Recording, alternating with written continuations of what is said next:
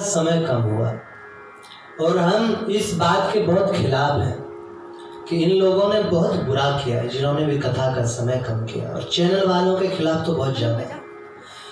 पहले तो 10:30 घंटे की होती थी, 11 घंटे की होती, फिर 8 घंटे की रह गई, 8 से 12 और 2 से 6, फिर 3-6 घंटे की रह गई, 9 से 12 और 3 से 6, फिर इन चैनल वाले आए, फिर कथा उठी गई लगभग, अब 4 घंटे होता है। चैनल इतना ही समय देता है, 4 घंटे की कथा, और उसमें भी खूब नचाओ और गाओ महाराज, ढिंकट कर और नाचो और गाओ। कथा से तो किसी को कोई मतलब ही नहीं है, कोई मतलब नहीं। ना सूत जी का इतिहास पता, ना सोनक जी का इतिहास पता, किसी की भी कथा करनी ही नहीं है, नचाओ गाओ, और जनता भी उसे पसंद करता है। अरे बाबा भी कछु कथा बाचे, एक भी रसिया ना गावे। अरे आप वहां पर क्या करने गए भाई? एक सीताराम व्यास हैं गुहाना वाले, नाम हम इसलिए लेते हैं क्योंकि हमें भय नहीं है। भागवत में नियम है,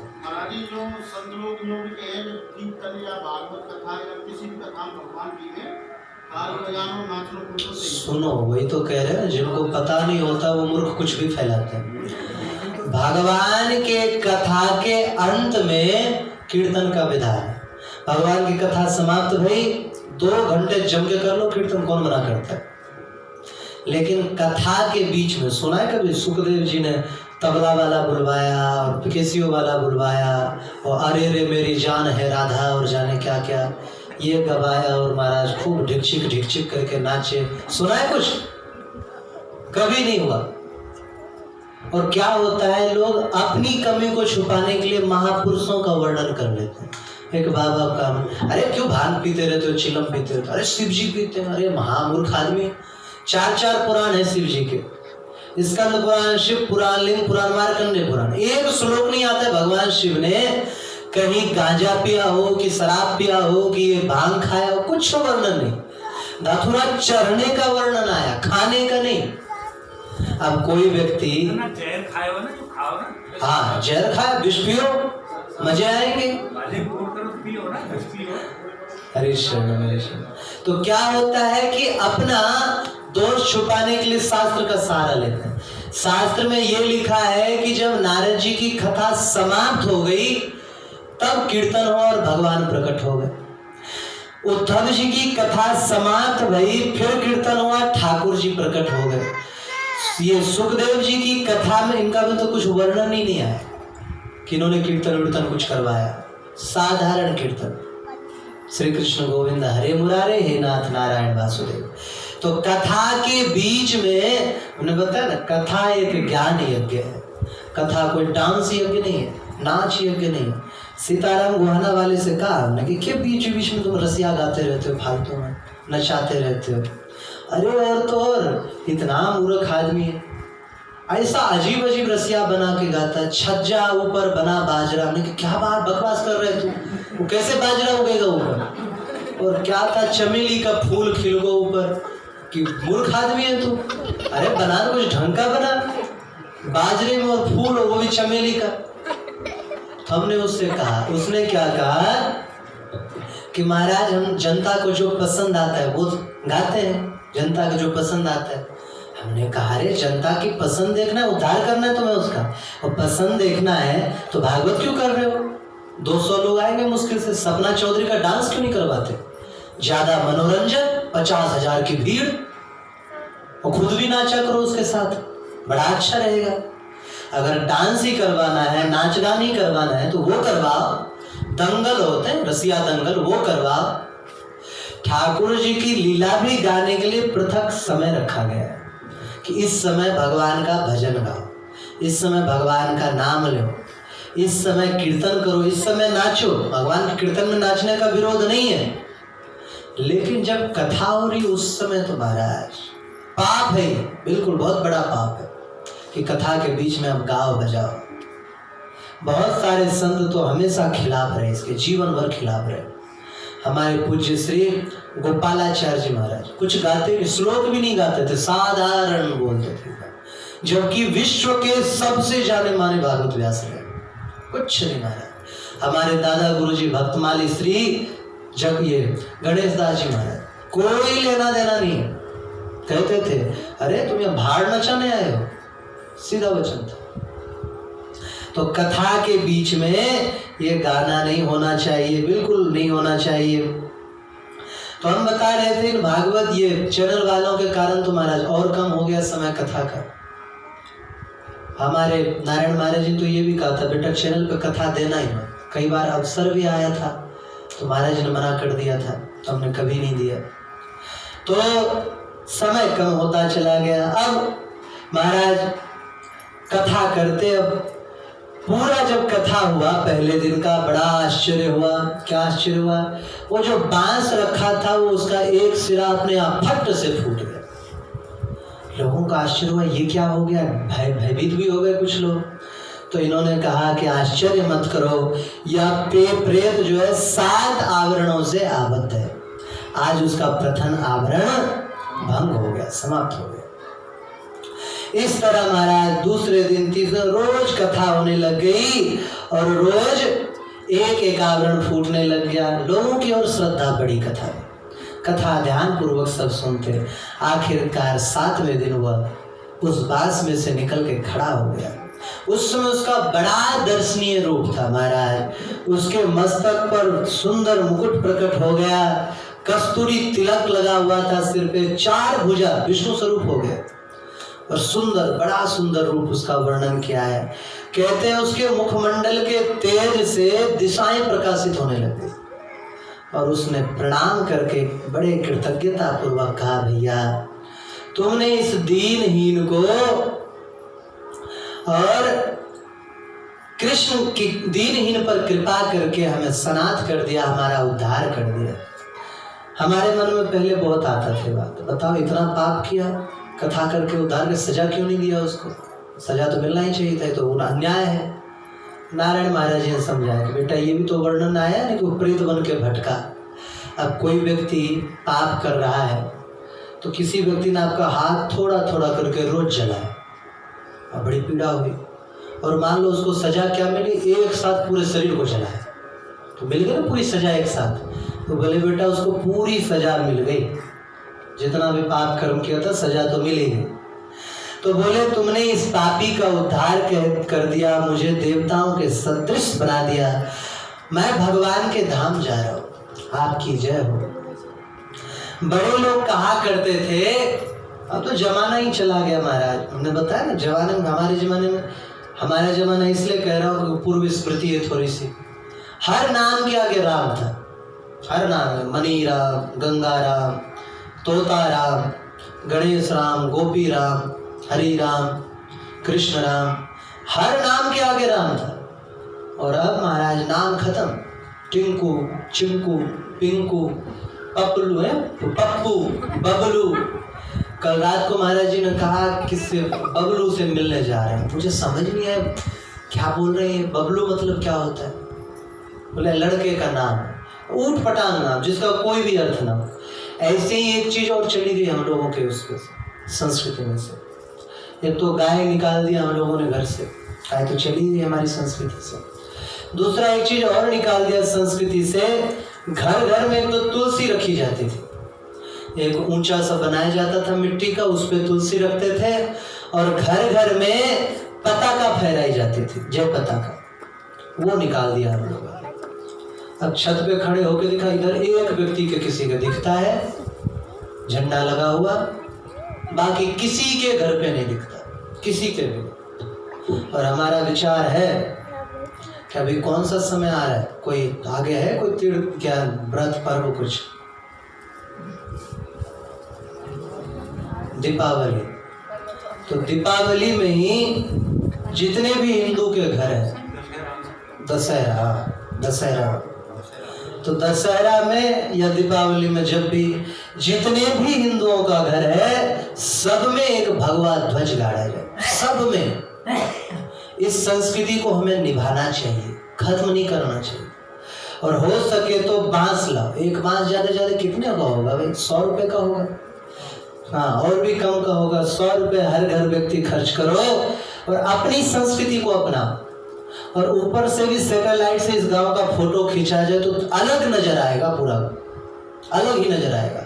हर घर में भगवा ध्वज लहराना चाहिए, अवश्य लहराना चाहिए। हर घर में ठाकुर जी रखो, भले छोटे से गोपाल जी रखो, लेकिन रखो। हर घर में आरती पूजन करो, हर घर में भगवान का कुछ ना कुछ कीर्तन करो। हमें तो बड़ा अच्छा लगा, रात शाम को यहाँ बैठे थे, कोई व्यक्ति यहाँ डब्बा बजा के कीर्तन कर रहा था। देखो ये है भक्ति। तो कैसे भी करो, 10 मिनट करो, लेकिन अवश्य करो। धर्म के लिए समय निकालो। समय नहीं निकालोगे धर्म के लिए, याद रखो धर्म रक्षति रक्षिता। आप धर्म की रक्षा करो, धर्म आपकी रक्षा करेगा। आप धर्म की रक्षा नहीं करोगे, धर्म आपकी रक्षा नहीं करेगा। तो बोले बड़े बूढ़े लोग कहा करते थे कि जब प्राणी गंगा जी की ओर बढ़ता है तो पाप थर्राने लग जाते हैं, अरे अब तो हमारा विनाश हो जाएगा। लेकिन भागवत गंगा तो ऐसा है जो घर बैठे बैठे मिल जाता है, कहीं जाना भी नहीं पड़ता। तो भागवत गंगा तो उससे भी अनंत कोटि गुना अधिक फल देता है। ऐसा दिव्य है महाराज। सूत जी कहते हैं कि जब वो प्रेतत्व छूटा तो एक विमान वहां उतरा तो विष्णु पार्षद आए और आकर के बोले कि आज वो धुंधुकारी बैठ जाओ। आज्ञा पा करके वो बैठा, विमान चलने ही लग गया। तब तक गोकर्ण जी ने कहा महाराज हम आपसे कुछ पूछना चाहते हैं। सौनक जी ने पूछा सूत जी आपने कहा कि धुंधुकारी ने बड़े देर तक भागवत की महिमा का वर्णन किया, हम उस भागवत की महिमा को सुनना चाहते हैं। बोले महाराज सुनिए, मैं वर्णन करता हूँ भागवत की महिमा का। बोले देखो कथा सुनने में तो प्राय सभी की स्वाभाविक रुचि होती कि नहीं होती। बचपन में छोटे बच्चों को हमारी माँ ने, जबकि सब इंस्पेक्टर थी, इंग्लिश मीडियम से पढ़ी थी, लेकिन धार्मिक परिवार की थी, मुखराई गांव की थी, यही मुखराई गोवर्धन।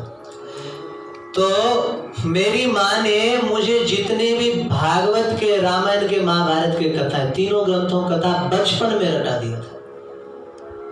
बचपन में आदत होती छोटे बच्चों की, वो सोने से पहले कहानी सुनना चाहते हैं, होता है ना कोई कहानी सुन। हरिश्चंद्र तो प्राय बाल्यकाल में ही सारी घटनाओं को सुना दिया था, सारी घटना। इसीलिए तो कहते हैं माँ बाप ही तो सूत्रधार होते हैं बच्चे का, जैसा रचना चाहेंगे वैसा माँ बाप ही रचेंगे बाल्यकाल से। तो सारी घटना उन्होंने सुनाई थी बाल्यकाल से, सब कथाएं सुना दी थी। तो कथा सुनने में प्राय लोगों की रुचि रहती है। और तो और ठंडी के समय देखो आग जला लिया, चारों ओर से बैठ गए, तो ग्राम्य कथा चालू हो गई। इसका ये लुट गया तो उसका वो हो गया, साहब हमने उसको ऐसा थप्पड़ मारा, अरे तू क्या बात कर रहा है, मैं तो तुझसे ज्यादा बलवान हूँ, अरे तुमने सुना फलाने का क्या हो महाराज, ग्राम्य चर्चा। तो कथा तो ग्राम्य कथा वहां भी होती है, तो कथा में सबकी स्वाभाविक रुचि होती है, प्राय सब सुनना चाहते हैं। ये देखा हमने, अपनी माँ को देखा, माता जी गेट पे खड़ी होके पड़ोसन से कुछ बात कर रही थी, ग्राम्य कथा बात कर रही थी, 3 घंटे से बात करती खड़ी खड़े। पड़ोसन भीतर इसलिए नहीं आई क्योंकि उसको घर का काम था थोड़ा सा, इसलिए भीतर आके बैठ नहीं पाई। लेकिन बात में इतना रस मिल रहा था, 3 घंटे तक खड़ी खड़ी बात करती थी। तो ग्राम्य कथा में सबकी रुचि होती है। और ग्राम्य कथा ऐसी होती है महाराज, लोग विस्तार से वर्णन करते हैं और लोग कुड़ेद के पूछते हैं, अच्छा ऐसी बात है क्या। तो किसी ने प्रशंसा कर दी, अरे सुना है फलानी की बहू बड़ी भक्ति ने भाई, सुबह सुबह उठ जाते। अरे महाराज हम सब जाने, उसकी असलियत हमसे पूछो तो, जैसे वही ब्रह्मा जी उसी ने पैदा किया है, हमसे पूछो तो। किसी को कह दो कि ये व्यक्ति बड़ा भक्ति भाव, अरे महाराज वो व्यक्ति भक्ति भाव, महाराज आप बाहर की बात जानते हो, अंदर की बात नहीं जानते। हमारा खूब विरोध करें। हम पहले गुलशन कुमार जी के अब तक सपोर्टर हैं। गुलशन कुमार जी की हत्या हो गई तो भजन गायक थे, वो बहुत भजन गवाया, फिल्म बनाई भक्ति के। लोग हिंदू लोग हैं, महाराज आप नहीं जानते हो, बहुत बड़ा गुंडा आदमी था, नहीं तो ऐसे कैसे मारा जाता है। जबकि उसके कारण, उनके कारण जो है भक्ति की फिल्में आती, उनके मरने के बाद कोई भक्ति की फिल्में नहीं आई। तो लोगों की आदत होती विस्तार से मनोरंजक कहानियां सुनाते हैं, और कुछ लोग दुख दर्द का, अपनी दुख दर्द का बयां करते रहते हैं। ऐसा रोने वाला आदमी अब आया प्रसंग तो कही दे, हालांकि बदल लिया। हम व्रत छत पे बैठते थे रात में, एक व्यक्ति रोज रोने वाला गाना लगा देता था कोई बजाने। मैंने कहा बड़ा दुखी प्राणी है, बताओ, हम रोज रोता रहता है बेचारा, और हमें पीने का शौक नहीं और जाने क्या क्या। तो फिर बदल दिया आखिर उन्होंने गाना, पता नहीं किसी ने कुछ कहा है क्या हुआ। हाँ, भजन लगाते हैं, भजन सुनते हैं। तो कुछ लोग होते हैं रोने वाले ही होते हैं, महाराज जहां जहां अपने दुख का वर्णन करने लगे, हमें ये कष्ट है, हमें वो कष्ट है, हमारा इतना बुरा हुआ, हमारा उतना बुरा हुआ। अच्छा, एक अब चीज अवश्य है, व्यक्ति अपनी बुराई की ओर इतना ध्यान देते हैं कि भलाई भूल जाते हैं। एक व्यक्ति बड़ा दुखी था, मौलाना था। मौलाना, बताओ, ठंड का समय, और अल्लाह ने हमारे पास मौजे भी नहीं दिए, चप्पल भी नहीं दिया। बाहर निकला तो मौलाना ने देखा एक मियाँ आ रहे बैसाखी के साथ, उसके पैर ही नहीं है एक। बोला हे अल्लाह, तेरी बड़ा बड़ा शुक्रिया है, तेरा पैर तो दे रखे हैं कम से कम तेने, तो भगवान का शुक्रिया अदा करो। क्या नहीं है इसका दुख मत मनाओ, क्या है उस पर सोचो। एक व्यक्ति कभी आया मेरे पास, महाराज बहुत दुखी और सुख कुछ नहीं जीवन में। ठीक है, तो लिस्ट बना लो दोनों की, सुख कितना दुख कितना। बना करके लाया तो सुख की कुछ भी लिस्ट नहीं थी। उन्होंने कहा सुख की लिस्ट हम बनवाते हैं। दुनिया में बहुत सारे अंधे डोल रहे हैं, आंखें हैं तुम्हारे पास? हाँ महाराज आंखें तो है। दुनिया में बहुत सारे बहरे डोल रहे हैं, कान है तुम्हारे पास? हाँ कान है महाराज। लूले बहुत डोल रहे हैं, हाथ है? हाथ भी है, हाथ का भी सुख है मतलब तुम्हारे पास। दुनिया में बहुत सारे लंगड़े हैं, तुम्हारे पास पैर दिया भगवान? हाँ महाराज पैर भी दिया है। अच्छा, दुनिया में बहुत सारे लोग कोढ़ी हैं, तुम्हारा शरीर ठीक है पूरा? हाँ महाराज पूरा ठीक है। दुनिया में बहुत सारे लोगों के पास सुबह खाया तो शाम के खाने की रोटी नहीं, तुम्हारे पास है खाने पीने को? हाँ महाराज है। तो फिर दुख की लिस्ट बड़ी कैसे होगी? सुख की ओर ध्यान नहीं दोगे तब दुख बहुत बड़ा पहाड़ लगेगा। गिलास मत बनो। क्या बाबा? एक संत के पास गया, महाराज क्या होता है, बड़ा दुख होता है। बोले इधर आ, गिलास में पानी भर के लाया, एक मुट्ठी नमक दिया, ले गिलास में मिला लिया, पी जाओ। पिया, कैसा? वाह बहुत खारा महाराज, बड़ा बेकार। ठीक है चलो। एक बड़ा सुंदर सरोवर था, लोग उसके पानी से दूध औटाते थे, पानी डाल के सब्जी बनाते, मीठा पानी। एक मुट्ठी दिया लोग, इसमें डाल दिया, अब पियो। पिया, अब कैसा लग रहा है? महाराज ये तो मीठा पानी है। बोले यही तुम्हारा समाधान है। जो दुख है वो नमक है, तुम अपने आप को गिलास बनाओगे तो वो बहुत खारा हो जाएगा। तुम अपने आप को ये देखने लग जाओ दुख इतना बड़ा है तो सब भूल जाओगे। लेकिन अपने आप को सरोवर बना लो, हमारे पास इतना सुख है तो इतने से दुख क्या औकात जो हमें दुखी कर सके। 100 रुपया है, 10 खो गया, अब 2 रुपया है, या तो 10 रुपए के लिए सिर पीटो और या फिर 90 रुपए बच के लिए उसके लिए खुशी मनाओ।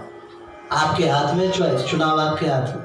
और बुद्धिमान वो है जो खुशी मनाए कि हमारे पास जो है वो पर्याप्त है। हरिशरण। अब आगे की कथा कल होगी।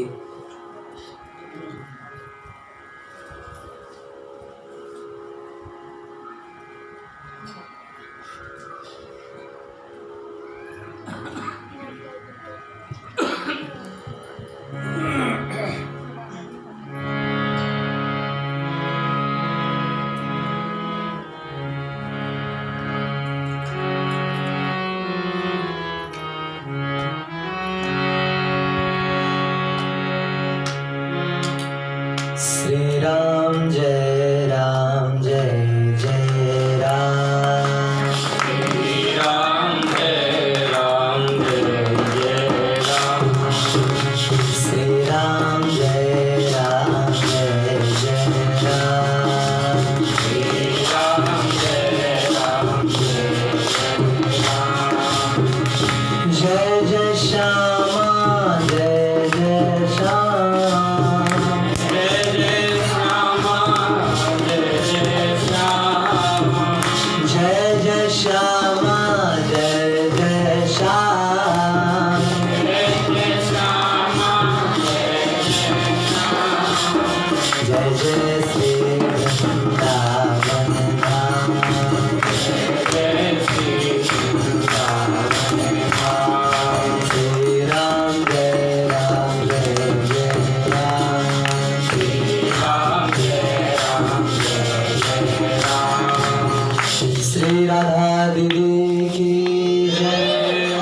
राधा मदन मोहन सरकार की जय। श्री गौरी शंकर भगवान की जय। श्री हनुमान जी महाराज की जय। भारत माता की जय। जगत गुरु द्वाराचार्य मलुक पीठाधीश्वर सदगुरु डॉक्टर राजेंद्र दास देवाचार्य जी महाराज की जय। श्री किशन दास बाबा की जय। सभी संत हरिभक्तों की जय। जय जय श्री राधे श्याम, जय जय श्री सीताराम, हर हर महादेव। पुष्प जी महाराज की जय। हमारी कथा